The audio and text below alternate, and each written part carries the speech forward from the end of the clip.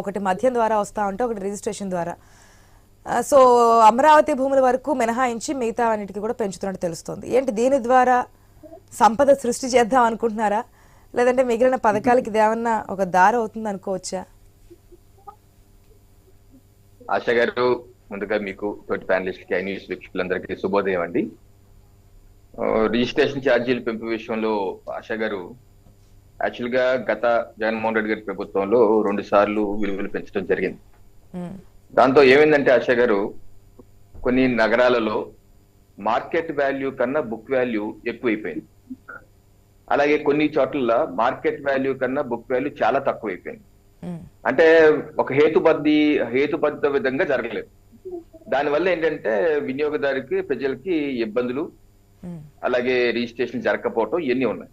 So ఇటువంటి అన్ని ఫిర్యాదులు స్వీకరించినటువంటి మా ఎన్డీఏ ప్రభుత్వం ఈ 6 మాసాల్లో రకరకాల ఫిర్యాదులు చేసి కసరత్తు చేసి ఇక రిజిస్ట్రేషన్ ఛార్జీలు పెంపు కాదు ఆశ గారు, ఇది హేతుబద్ధీకరణ, క్రమబద్ధీకరణ. ఇది ఎలా అంటే, ఇప్పుడు కాకినాడ నగరంలో మార్కెట్ వాల్యూకి మించి ఉన్న చోట తగ్గిస్తున్నారు, బుక్ వాల్యూ తగ్గిస్తున్నారు. అలాగే కాకినాడ నగరానికి నేను ఎగ్జాంపుల్ చెప్తున్నాను, విజయవాడ నగరం తీసుకోండి. విజయవాడ నగరానికి ఆనుకున్నటువంటి పంచాయతీలు ఉంటాయి.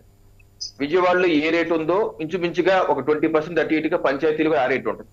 కానీ బుక్ వాల్యూ అక్కడ చాలా తక్కువ, దాన్ని పెంచుతున్నారు.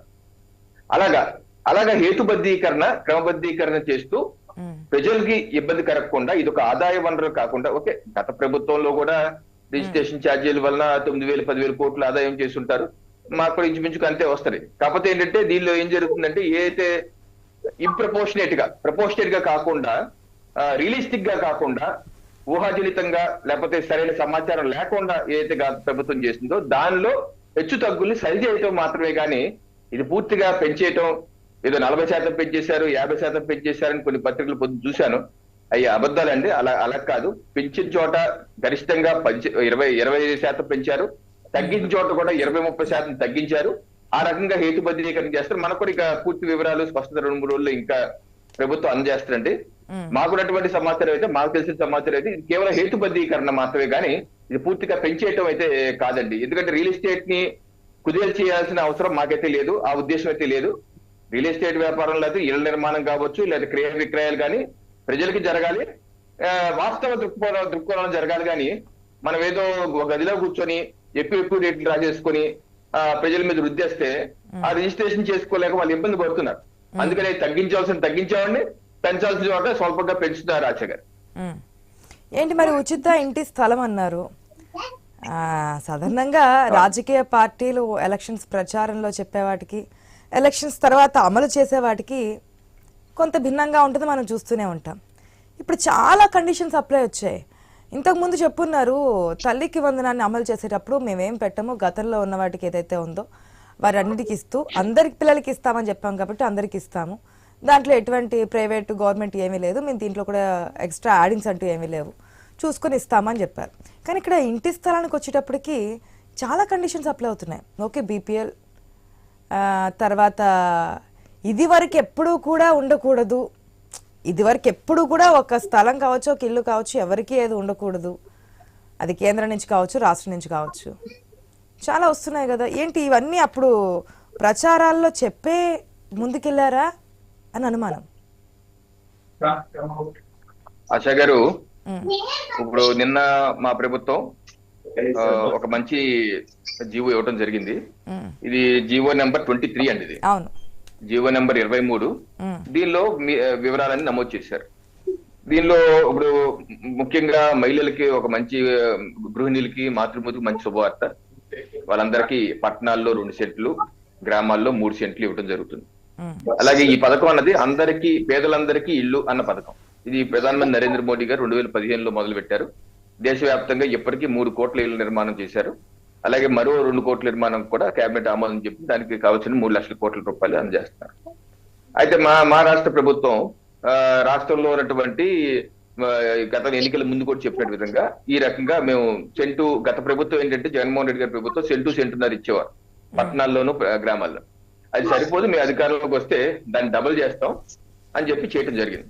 సో దీనిలో నిబంధనల విషయంలో మీరు ఒకసారి దీనిలోనే చూస్తే, జీవోలో చూస్తే, ఇది జీవోలో ఉన్నటువంటి విషయాలండి. దీనిలో ఓకే ఏమంటున్నారంటే, okay the state will conveyance deed ఇస్తారు. కన్వీనియన్స్ డీడ్ మహిళ పేరు మీద ఇస్తారు.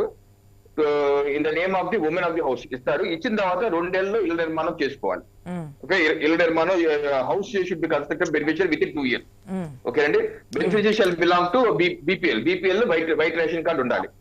అలాగే beneficiary should not have and are own house are house set anywhere in the state of Andhra Pradesh. Andhra Pradesh రాష్ట్రంలో ఇప్పుడు వారికి ఏ రకమైన ఇల్లు కానీ లేదా ఇల్లు పట్టా కానీ ఉండకూడదు.